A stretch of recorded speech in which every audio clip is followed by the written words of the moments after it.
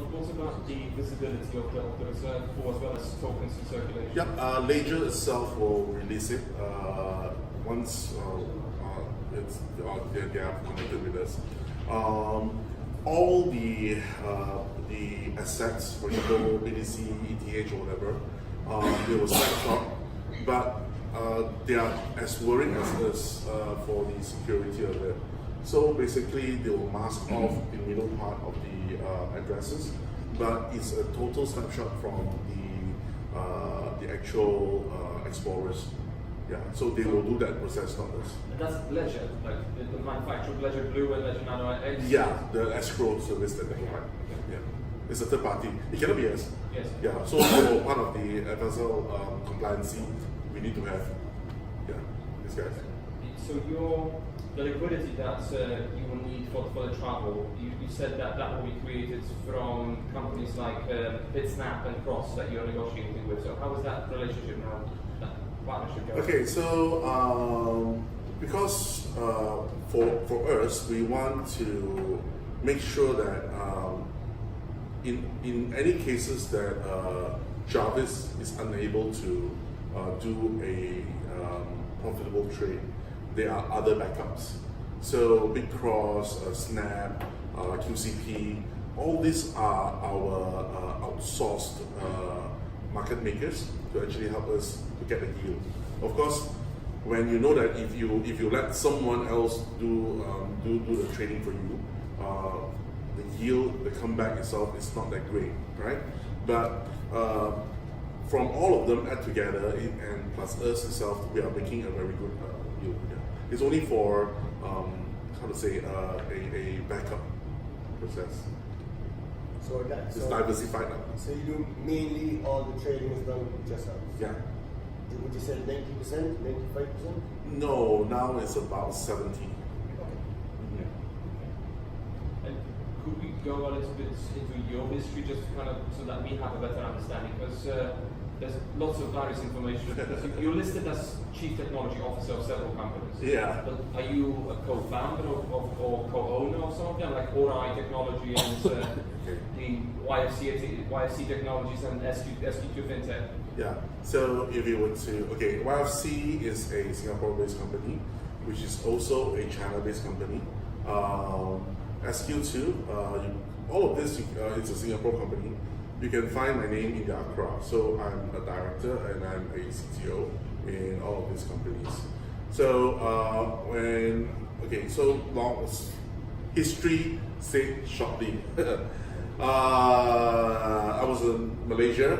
I left in 2003, went to Hong Kong to make phones. And I was sent around Korea, Denmark, and China.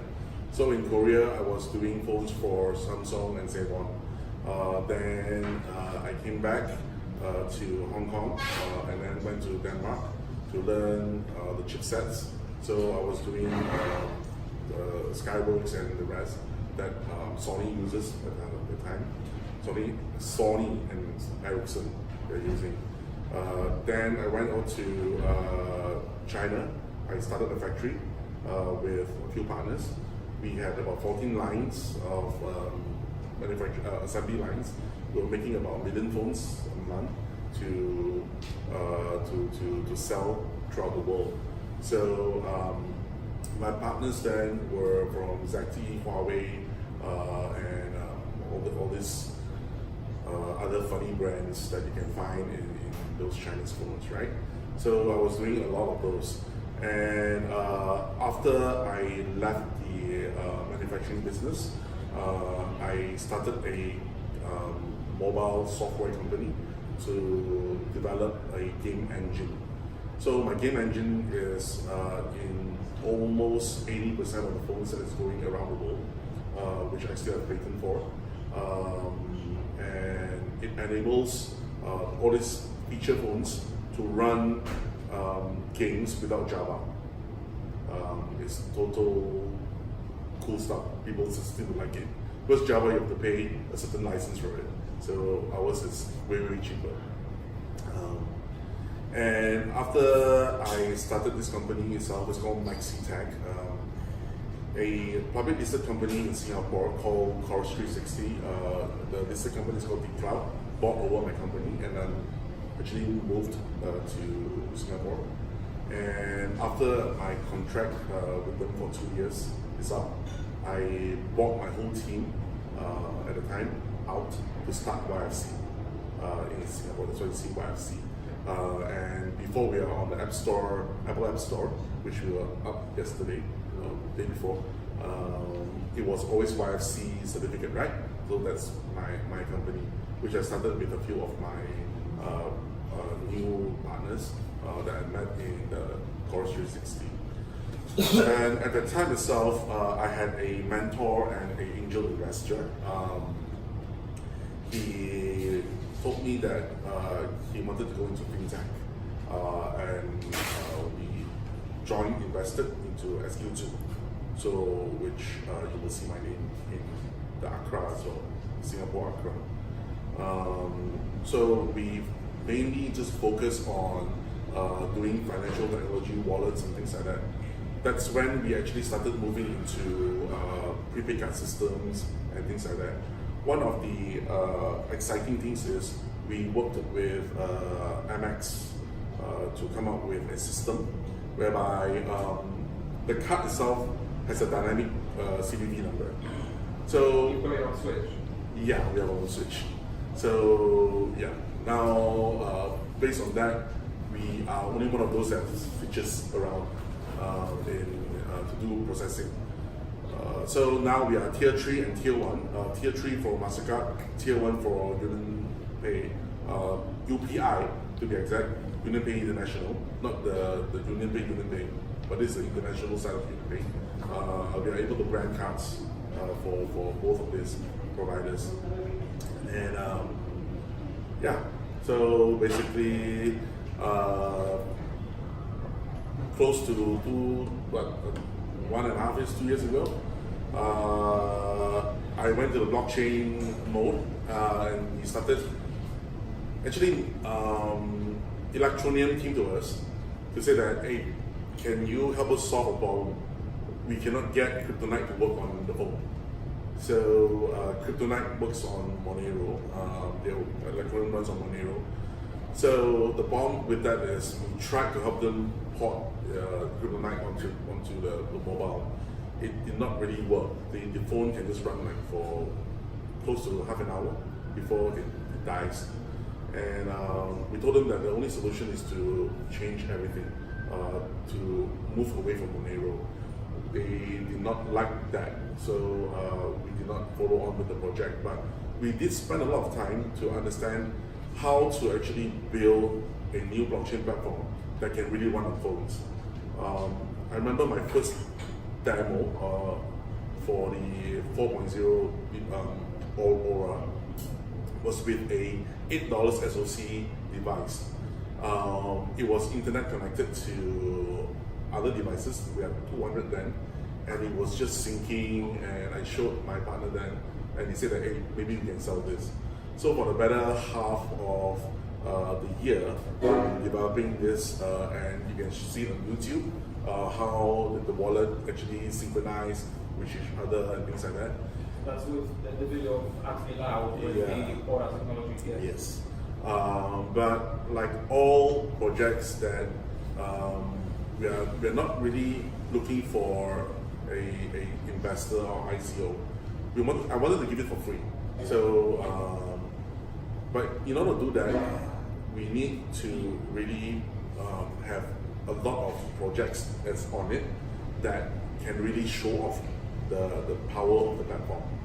So we know that we don't have a lot of time because we are racing against EOS, Cardano, and the rest of the other projects that's outside there. That is also really, really cool. All right. What happened then was at that time, WPF came to us to say that, hey, you have a cool tag. Why don't I help you raise funds for it? He wanted to borrow it to do another fork to come up with call me. Yes, oh yes, okay, as well. Let's go. Okay, and we went to a lot of conferences, talked a lot about that, and from there itself, we actually built a CT on top of the platform. So until now, that's where we are. Because the reason why I asked specifically is that, again, there's a lot of misinformation on the market, and we want to be sure that when we are talking and explaining your role, because this started with the whole big data and the partnership between you or Cloud Token and WBF kind of dissolving, or you guys going separate ways. Yeah, going separate ways is because we had a different opinion of how the project should run by itself. So there are a lot of details which I am not able to share for the sake of to protect a lot of identities because they are Chinese. All I can say is we want to make it real. We want to make it to be able to use for everyone, as transparent as possible. And it is a long-term project as a goal, not as a MG, but as a wallet system. Okay. So you were a contractor of World Blockchain Forum, and on the kind of agreement you've developed with beta for them, but then you don't have anything to do with the project anymore? Yeah. Okay. I think probably they shut down the site as well, so I'm not sure. And Ora, do you have any plans to have customers that will be using this kind of network? Yeah, first customer is CT, and after CT itself, I will open source it. There's no gas fee, nothing at all. Anyone just plug on it. But the underlying idea behind the Aura platform is, unlike Ethereum or EOS, you need to stake assets to back it up, to back the price of your tokens. So there's no more air coins. So one of the ideas is to build this. There's no gas fee. The fee itself is just between the members itself. You have to you have to help the network do two things in order for you to do one transaction. So it escalates from that. Okay, so that answers my next, because I was going to ask about the code. What is the code right now, and whether it will be provided for use repository or anything? Once we are ready. Now it's not really ready yet. What about there's going to be 1 billion cloud tokens at the rate the network is going? Like, when do you see being reached as in 1 billion go out in the circulation? Because it's a utility token, it circles back in, right? Yeah. So the probability for it to be out of stock, it's kind of slim. For a very simple reason. If a lot of people hodl, the price will never go up. It's because the bot itself the Java itself is not able to give so much of yield back out, right? So you only see the price slide further and further and further down. When price goes down, I think everybody will start to sell. When they start to sell and there's less CTOs in the market, so the yield from Jarvis is able to actually push the price up. Then it will stabilize and goes up again. So it's a very fair thing. It's how and it's why we designed Aura to be from day one. If you can check the white paper for Aura, it's done like a long time ago. It's not like something we just cook it up. Ronald, we understand the reserve fund and the Jarvis pool. The company are making money. One of the questions that we get asked is, how is the company making money for itself in order to fund all these projects? So, very simple to answer that. There is no company per se, because all are funded by leaders itself. It's like me. I funded this office over here by myself. I am part of a tree. I'm a C2. Like, I think some of you guys are higher than me. Okay. So yeah, we're making money off the system as well by investing, and also by our own other means.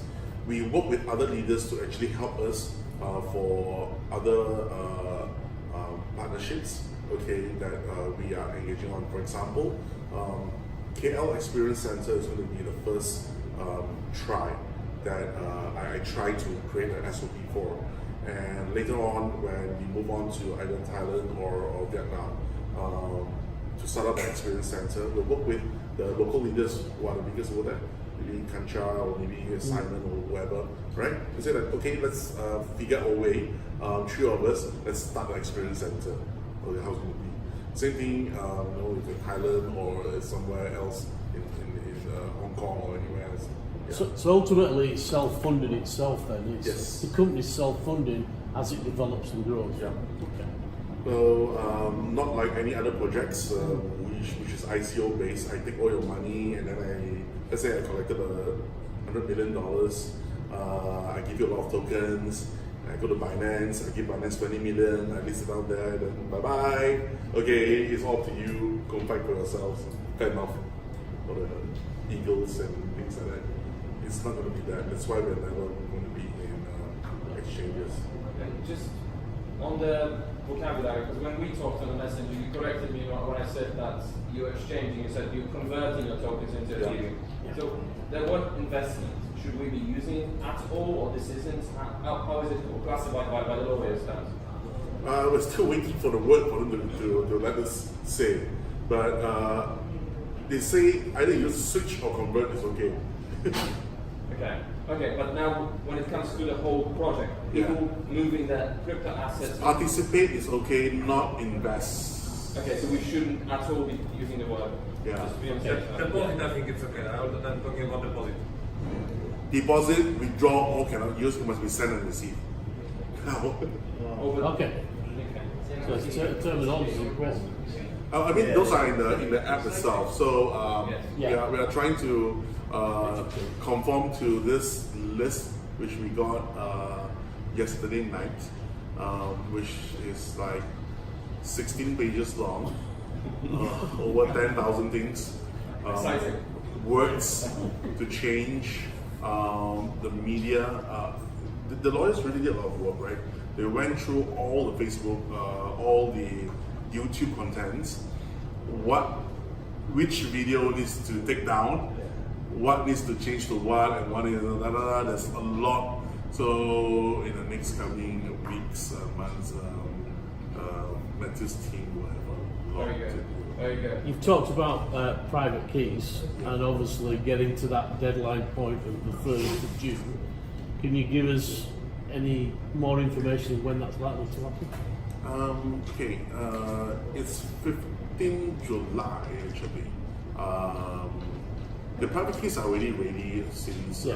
the I know you wanted to get past that security bit, didn't you? Yeah, which we have already passed Yeah. actually. The only thing is there are still a lot of problems on our side whereby when you create your account, sometimes it creates a lot more other things, and some really weird issues happen whereby you have too many 2FAs created, you kind of lost track of what is what. So we're thinking of a better way to let you, or maybe a better education on the user's part, how to classify this. Most of them, when you, let's say you have 16 accounts, right? In your Google 2FA, you must have a way to identify which is which. What we tell them to do is just to use the label of the last 4 digits. But in Google 2FA itself, it's not called a label, it's called email. So everybody starts to put the same email, right? And you see the same thing happen, but all different numbers. So which account is which? So these are the things that, a lot of things, it's not really wrong on our part, but it's wrong on our part that we did not tell the user, hey, this is going to happen. Let's try to use this method. Okay. So we are trying to also rectify and to put all this information ready. So we think by the middle of next month. Yeah. So we think by the middle of next month. Middle of this month, sorry. Oh yeah, actually, if you're lucky on some servers, you can see that already. It was interesting. I clicked on something about a week ago and it came up privately. Yeah. Whoa! And I'm trying to get back to it. I couldn't find it again. Yeah, it was on, because we are on 180 plus servers now, split between Amazon and Azure. Some of these are not synced properly, alright? So you might be one of those that has that. Now, in the white paper, let's just kind of move on into the nice side. You said that your plan is for the app to eventually look like typical mainstream, like Exodus wallets or Atomic or Mycelium. How quickly will that progress? Yeah, actually it's progressing very well. Hopefully by, I say, end of August, when we had the 1,000 people event, it's a celebration that we have really reached that goal. So you will actually have a proper interface visual update of the wallet as well? Oh yes, I think those that has been in the event yesterday saw our new UI. Wow. Yeah, Okay. Good stuff. it looks cool. Happy What is days. your expectation about the opening the experience center in Kuala Lumpur? Come again? What was your expectation about the time to open for the visitors? Experience center? We brought a couple of C3s over this morning. They look at me and said, "Are you sure you can get it ready by mid of August?" I think probably not. Probably end of August. They're still okay. It's a huge place, right? And we need to. We know that we cannot do up the whole place at once and get it completed before the event. So we are cordoning off certain sections and building that section first, all right? So that on the day itself, we can invite the hopefully C4s and C5s, okay, which there are many around coming, okay, to be there to actually see the experience part of the center. At least the trading floor is up with the video wall. You can see all the 38 exchanges there running, with the 200 bots running, with a real nice figure saying that how much we have earned today.